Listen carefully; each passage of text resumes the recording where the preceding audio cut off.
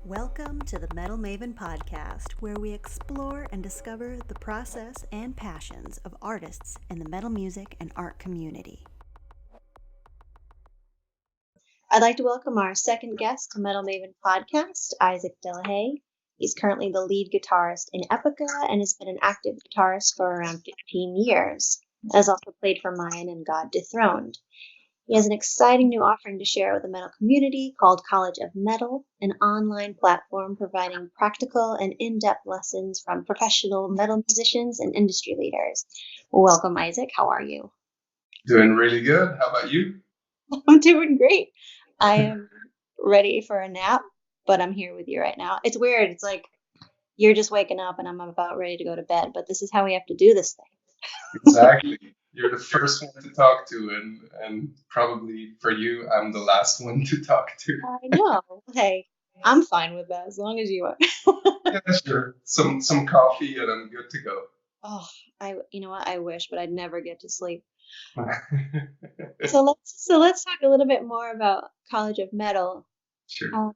In your launch video, you mentioned teaching guitar for 20 years. How did that begin for you and eventually lead to the present moment, opening your online school? What was that journey like? Well, I started teaching, I think, around the age of maybe 16. It was back in high school when one of the teachers there, he was teaching chords to a couple of students, like after school hours. And but since his students became better, he couldn't handle it himself anymore. So he needed someone who could teach those students a little more than he could, because that was just limited to strumming and a couple of chords. So that's when he asked me to do the more advanced students. So I started teaching 2 hours, that was weekly, at high school for peers, and that was good fun. And then soon after that, I also started teaching electric guitar at the youth department in my hometown, sort of part of the cultural education of the city, so to speak. And that were pretty much just private lessons, one-on-one. And in the meantime, I went to College of Music, and then after that, I started the pop rock department for 2 different music academies here in Belgium. And so that was, kind of new, because in Belgium you didn't really have such you can play either classical guitar, which I did from 7 till 17, or you could play jazz. But like pop and rock, that never really was an option. And so I started 2 of those departments and still was doing private lessons. And now I started this online thing because I thought either I pick up private lessons again, or I target a more international or wider audience, and I chose the latter. So that's been the journey, like from just teaching my friends at school, so to speak, to trying to teach the world. Nice. So this concept of College of Metal, was it something that you had thought about for a while, or was it a moment of inspiration and you got to work really quick? I mean, you've been teaching for a long time, so it just seemed like a natural next step. Yeah, I mean, it wasn't something that I planned very, very long in advance. It was pretty much part of, as you might have noticed, Epica isn't touring at the moment. So I had some time on my hands, and I thought this is the right time to, if I want to do something on the side, or just like Mark has Mayan, or Simone is doing the photography, or everyone has like his side project or things you still want to do next to the band. And usually there's not a lot of time to do that. But so I started thinking, and also picking up a couple of really awesome books, which, reading those books led to the thought of creating College of Metal. And just quickly referring to the books, one of them is the 4-Hour Work Week of Tim Ferriss, which was great because, you know, this guy is just living his dream, so to speak, which is a couple of hours work, but obviously it's not that simple. So he's explaining everything in that book, but the principles behind it are very cool. But there's also other books like the 80-20 principle, or you know, the magic of thinking big, and stuff like that, you know. So I was just on this reading trip, so to speak, and one book led to the other, and then one thought led to the other. So that's when I started to create College of Metal, because, you know, let's say that I picked up private lessons, then from the time or from the moment that Epica would do something again, I would have to stop doing that.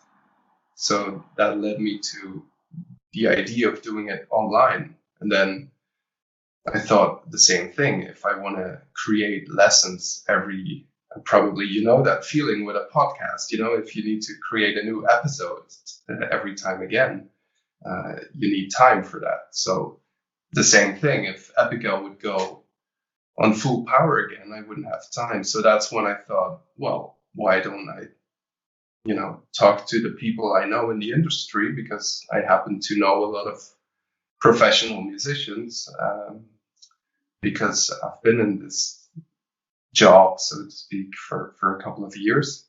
So, you know, that's how the whole idea started.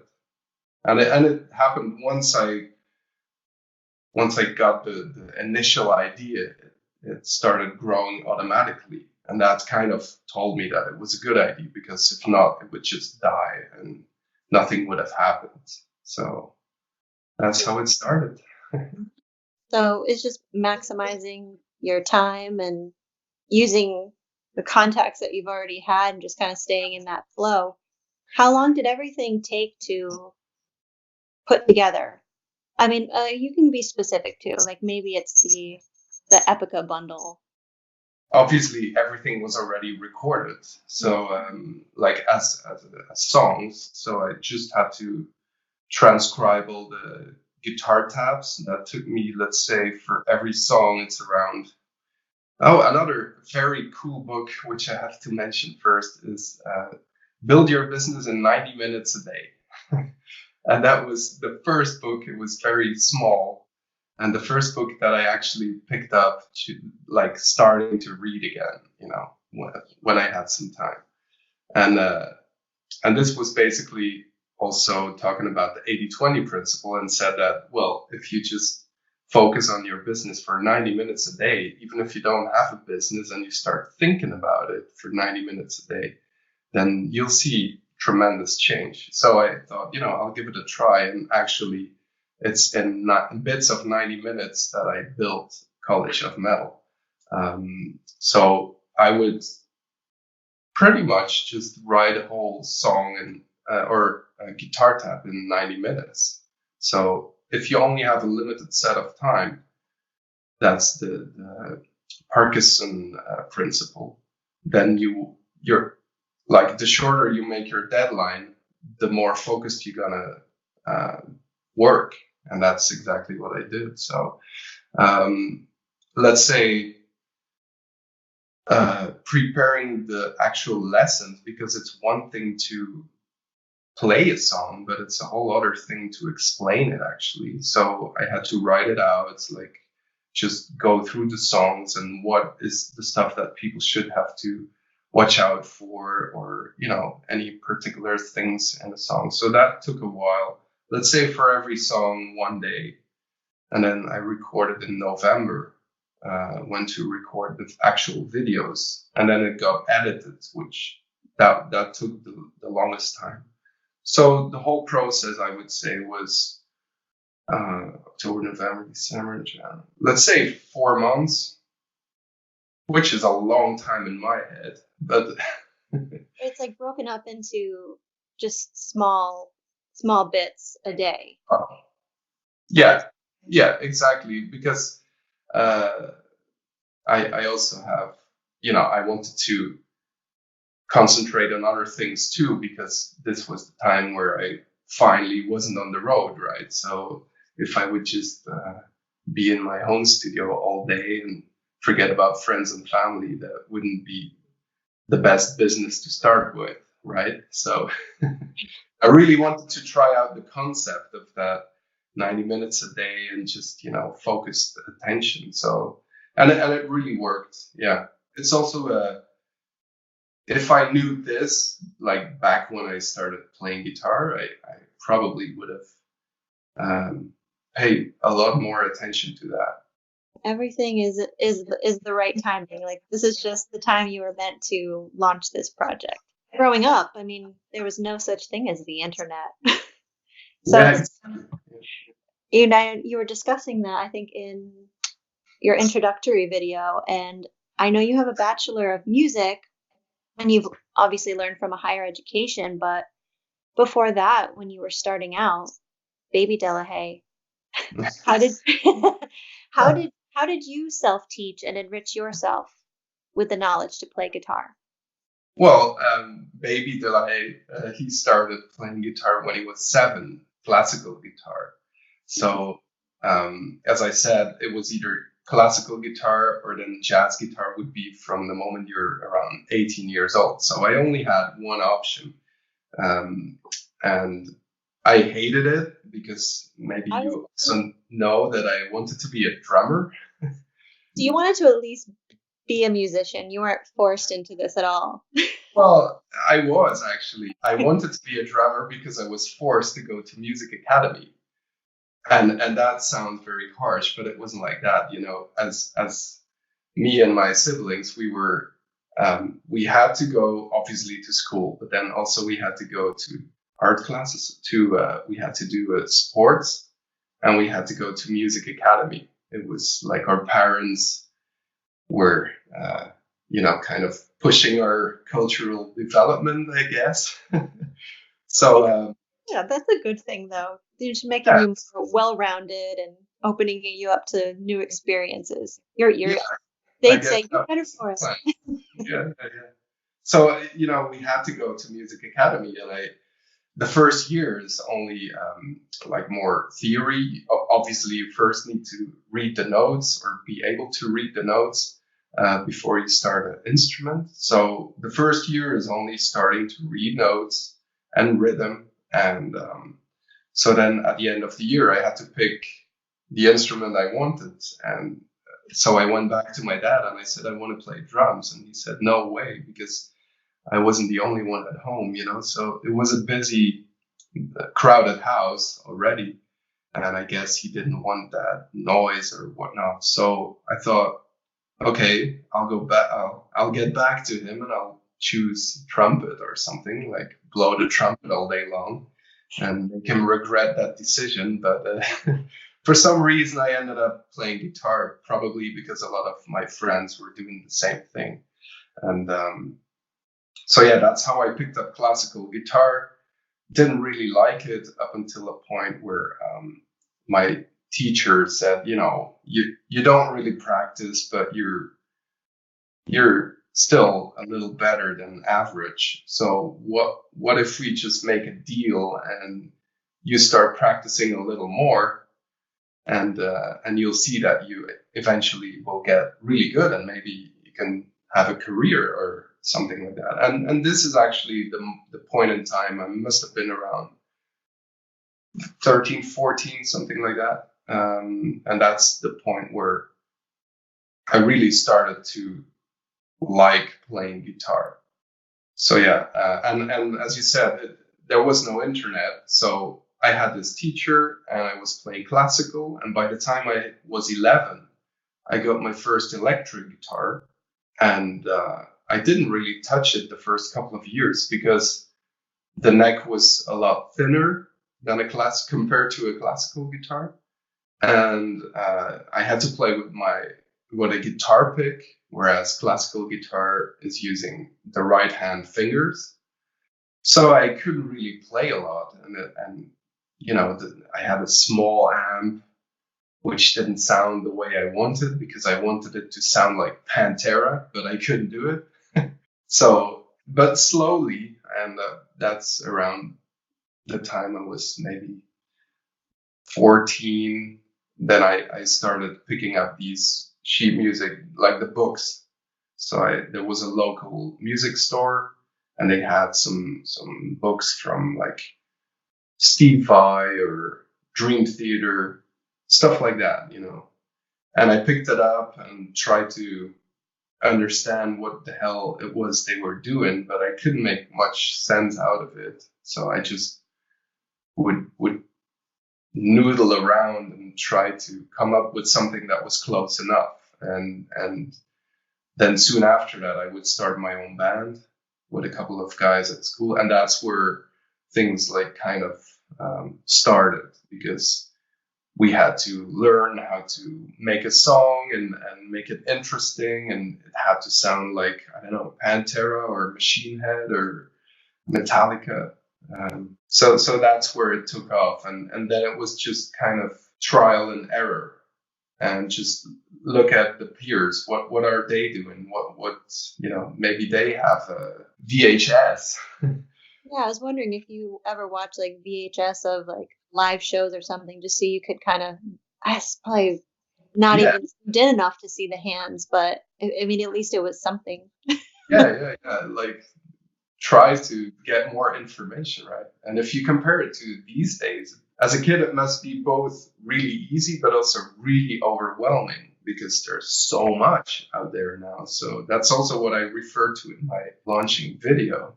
Like there's overabundance. And that's what I hear a lot of times, that people have a hard time still with this flood of information. It's still apparently difficult to know what to play, you know. But a lot of it back in the days for me was also like just listen to the album, like listen to that one riff and try to figure it out yourself, because there was no sheet music or whatnot. Obviously Dream Theater, Steve Vai, Satriani, they all had their sheet music because it's very technical and very challenging. So everyone wants to be like them. But your average band didn't have sheet music. And it still is like that, I think. And that's part of the reason why I created College of Metal. The average band doesn't really have a sheet music publishing deal or whatever, you know. So Let's get into the schools of learning that you provide in College of Metal. So you have one side that's music, and the other is for business. In your experience, do most bands starting out generally they would only generally have the music side like mostly under control, not probably not completely. With your insider knowledge, what you encounter and what you encounter through touring with support acts who are new blood in the business, what are metal bands starting out usually lacking, and how does your program help guide them down a successful path? well, that's a good question. And it's not easy to answer because it can be a whole bunch of things, of course. Like you said, let's say that you have a band which is um, supporting, like they just came around the corner, they got the support slot of a bigger band, so supposedly their music is okay. They just need to grow their audience, and I guess they need to grow their capacity to invest, because eventually, if you want it or not, your band will be kind of a business. You know, you're not gonna tour the world for fun only. You need to get some return on investment, so to speak. So I guess the biggest problem there is because, let's say we've toured a lot in the US, and usually, and especially back in the days when I was playing with God Dethroned, it's a tough jungle, you know? Like you had to go from point A to B, which in the US is a lot. The distance is much bigger than point A to B in Europe, for instance, because Paris and Brussels in Europe is really close. But in the US, if you go from one big city to the other, you can travel for a day easily. And so you need a lot of money for gas. That's sometimes already tough. I've seen really good bands, who had a hard time to find that money to go from A to B. So what I'm not saying is that, with College of Metal in the business department, which I'll start soon, that once you listen or learn from that all your problems will be gone. They won't, because you need that kind of faith, right? You need to mature. But either way, so that's how it is. But I can point out things, and so there's a lot that could be wrong. So that's why it's really hard to point out a specific thing.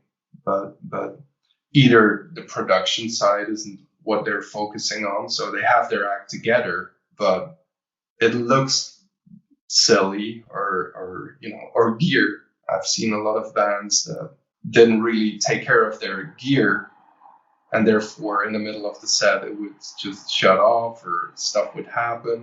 And it happens with me from time to time. That's what happens if you tour. But if you take care of it and you have good gear, and you just pay attention to stuff like that, if you just cut the chances of that happening, then that's a better thing, especially if you're not known. Because if my string, if my amp dies for a second, people would even cheer for it, right? Like, ha ha ha, ISAAC's amp died. Whereas if it happens with a support band, it's like, oh my God, they're so unprofessional.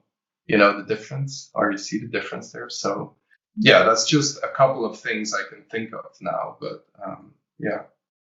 I know maybe it's the question might be like too specific, but are you going to try to continue adding videos to the business side that would be for bands at various stages and different situations they may be in? Well, yeah. So, for instance, what I've planned now as a first, so the business side will be like this. I want to talk to like the insiders, right? Like managers, bookers, maybe people from labels, but I all want to see it from the perspective of that starting band. And, what is a starting band? Because you could also say that maybe Epica is still a starting band compared to being Metallica, right?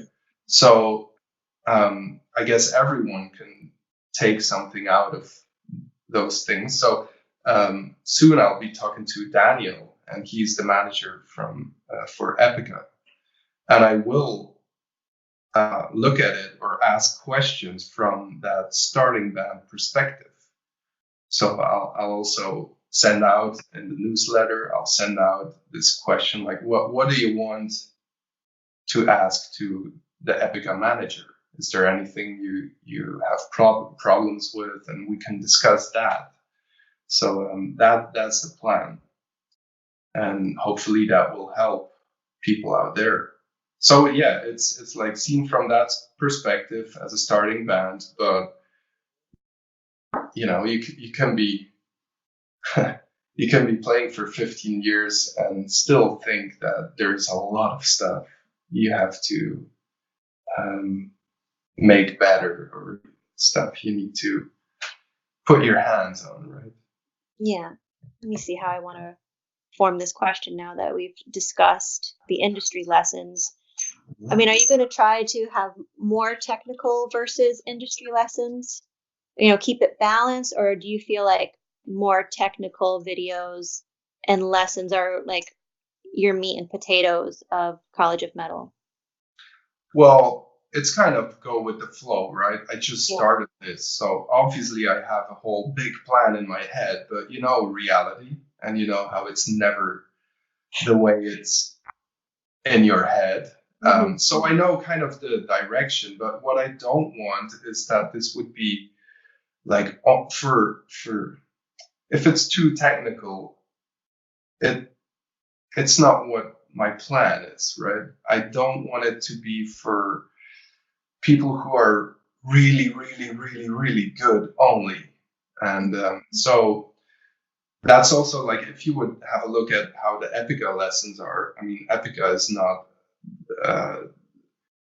Dream Theater or like this technical or Steve Vai stuff. It's not like that, it's just a metal band with riffs, and then sometimes there's a guitar solo or a more technical part, but it's a blend of everything. And if you just take out the guitar part, then it's not that technical most of the times. And so that's the approach. We learn songs and we learn how to play them, and you also learn that not the song isn't a solo from start till finish, which is hard if you're a beginner. I had the same thing. I thought I was, the new Steve Vai. I was sitting in my room and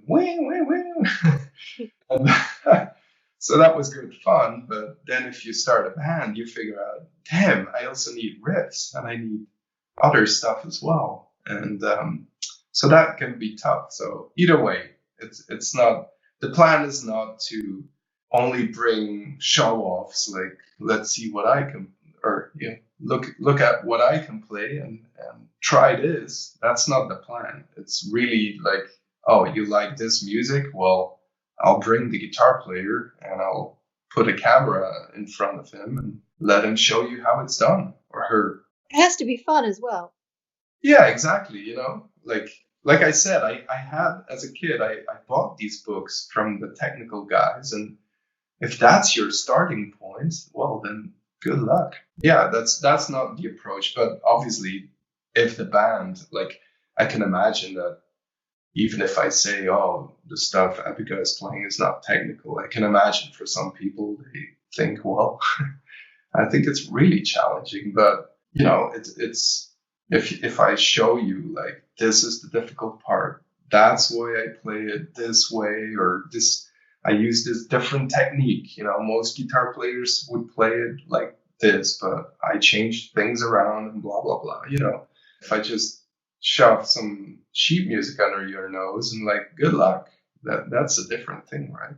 So that's the approach. And also, as I said, with the business stuff, the same thing. Like, I could obviously go into a lot of details there, but it's just like, hey guys, this is happening, this is your problem, and maybe you need to look at it from this perspective and then see for yourself. And if you like it, you can still discover more in this or that area. Well, it's also good that you're gonna ask, your potential subscribers, like, what do you want to learn from me? I mean, I think that's a teacher. It's what a teacher should do as well. It's not just saying, this is what I'm showing you, saying, like, hey, what would you like to learn from me? Like, what can I provide you? Yeah, exactly. Because I was a beginner once, but and at some level I'm still a beginner. But it's been a while that I've played in a band which didn't sell anything, and like, really starting from scratch. So I don't know if the world changed in the meantime, or so I think it's, why would I decide what's good for a band to know? And that's why I want to ask them. It's also less stressful. Like, you don't have to think of this stuff. Like, you're going to ask them and they'll let you know what they need. Exactly. I mean, the same with the same with the lessons I did. I just asked them, which are the songs you want me to cover, and not that this was absolute power or something, because I had a couple of ideas, but then I saw that certain songs were like chosen very often, which weren't on my list. So I changed the list, because I'm not doing it for me. I know how to play the songs. I know how to do it. It's for the other people, right? So, and what I also did was just look online, like on YouTube, which Epica songs are covered most. And then usually if you listen to them, they're, well, sorry to say, but they're full of mistakes. So that's how I ended up doing a couple of other songs. So do you plan to incorporate, various instruments and, including voice as well into potential lessons? As long as I don't have to do it. Yeah, so indeed, that's the plan. Like, The plan now is obviously to get the whole thing started, and it just started with one guitar course for Epica. So the plan is to have multiple guitar courses for multiple metal bands, and I'm working on that. Once that is established, then I could go exactly, I could go ask drummers or bass players, singers. So that's the big plan indeed. But I think first I need to kind of start with the whole guitar department that's closer to my home. Eventually, it will happen. Yeah. This feels like a passion project for you. It's everything you wanted for your younger self. And now, as a successful and seasoned musician, you can provide tons of professional experience, with the click of a button. Thinking of your past self, how does it feel having brought College of Metal into the world? Well, it feels it's a privilege, Yeah. Because as a kid, as I said, you start out being 14 maybe, and the mountain you look up to just seems so steep and high. It's like, how in the hell will I get there? And then, oddly enough, now I can tell that I climbed the mountain, so to speak. Because I still remember going to a Pantera show back in 2000, and that was in Ancienne Belgique, a venue in Brussels. And I remember being there and like, wow, that was just a great show. And finally I saw like, this is really the band which shaped me as a kid and, or as a musician. And then years later, I played there myself, like sold out shows, and I'm there eating backstage in the same room they probably were eating, stuff like that. I know, everyone thinks it's so glamorous backstage, and it's like, it's really chilled out. Yeah, it's a cool venue, but then back then I thought, they're getting, and they probably were because they were way rock and roll than I am, but they are probably getting wasted there and maybe smoking some pot. It's like you said, like I pretty much lived a dream, if you can use that expression, right? So, and I'm just really happy that, and I thought, this is the time exactly, like, if you say it's passion, well, it's like, okay, I can just pick up teaching again because I like passing it on, but why do it to one individual at a time? Why not just, and why do it just by myself? Why not just ask all my colleague professional musician friends to help, And that was what struck me the most, that when I had the idea, I thought, oh, this is a good idea. And then I thought, okay, well, if I just Google it, I'll find out that this already exists, like in multiple forms. And to my big surprise, it didn't. I thought it was really strange that no one ever thought of doing that. If it ends up the way it's in my head, like how I see it, then it will be very helpful for people who want to become metal musicians, or just get the right information, because it's so hard to get useful information in that big online bullshit jungle. Sometimes if I'm looking for a certain technique of a certain guitar player, like I hear something, like lately I just wanted to find out some Eric Johnson stuff. He's not a metal guitar player, but like rock. And I wanted to find out something about his playing. And then I went online and I had to struggle myself. Like it was, I went through so many tutorials which were pointless or absolutely wrong. And that's been, I've had that a lot of times. And I even have the sheet music from back when I was around 15, from the G3 show he did with Steve Vai and Satriani. I have the sheet music. So what I did, because nowadays you can just slow down a video. So I just watched his live video slowed it down, looked at what his fingers were doing, and listened to the sound in the meantime, because the quality from back in the days was not that good. So, and then I had a look at that official sheet music book, and it was full of mistakes. And so you see, like I looked it up the other day. I paid around 35 euros for that book, and it's full of mistakes. And that's not the only book that has this. So again, that's why I think it's really valuable if the composer or performer, if the musician is in front of the camera showing it to you. Because every time, again, it's the best thing if I want to learn something new, and if I find the actual person who's playing it, teaching it, can be online on YouTube or anywhere, that's always the best thing.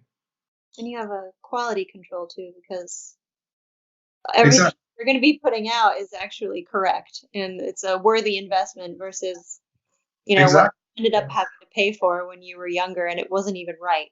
Yeah, and don't get me wrong, maybe not every musician is the best teacher. So to actually, like I said before, to actually talk about it and explaining it, it's not easy, but you get part of the character of this person. You get part of the reason why he or she is doing it this way. And I think that is as important as actually, like, this is how you play riff A, and this is how you do, you can figure that out with the guitar tabs as long as you see the person do it and explain a little about it. And it doesn't need to be the best teacher in the world, because just turn that principle around. If you have the best teacher in the world, it doesn't mean that you're going to be the greatest musician in the world, right? So you have to put your investment in it as well, and your exactly. effort and passion. Yeah, exactly. And that's what this such a lesson is capturing, not in essence, but it's there. If I'm telling you, well, try this, try that, it's my character, I guess, speaking or trying to help you. Well, I think it's a really innovative way of teaching people, and it works perfectly with how you live your daily life. I mean, it's not like you have to be in one specific place to teach people. You can be on the other side of the world and still be able to help other people learn how to play music, which is amazing. Yeah, exactly. Yeah. So my last question, I don't know if you have the answer to this yet, but do you have a sneak peek that you could provide of any future musicians that you're thinking about asking to offer lessons? Yeah, I do have the answer, but you can't say it yet. The thing is, I'm talking to a couple of guitar players already. Okay. Professional ones who are in big bands. But the thing is, I'm not gonna announce them yet because there's copyrights, publishing, and all that. So there's some legal stuff, and I don't want mention a name and then they can't figure that out, or it doesn't work out, and then people are disappointed or something. But I just suggest that people subscribe to the newsletter or just follow me on the social media channels, and whenever something comes up, then I will let you know. And definitely on my site, I'll make sure that I feature all of these links and all your wonderful books that you've been reading that have helped you along the way. I'll have all of those on metalmavenpodcast.com for everybody to take a look through and learn a little bit more about College of Metal. Sure. Thank you very much. You're welcome. Thanks for joining me today, Isaac. I really appreciate you taking time out of your morning. No worries. Up to today is me. Yeah. I appreciate it so much. My pleasure. It was a pleasure really to talk to you. Good to hear you again. I know, it's been far too long, so I'm glad we could catch up. For more information on College of Metal and to purchase lessons, visit collegeofmetal.com. Be sure to sign up for Isaac's newsletter to receive updates on new content and special offers. Visit metalmavenpodcast.com for links to Isaac's profiles, College of Metal videos, and read the full transcript of this interview. Thanks for tuning in, and be sure to subscribe to Metal Maven Podcast on iTunes, Stitcher, Spotify, and Google Play.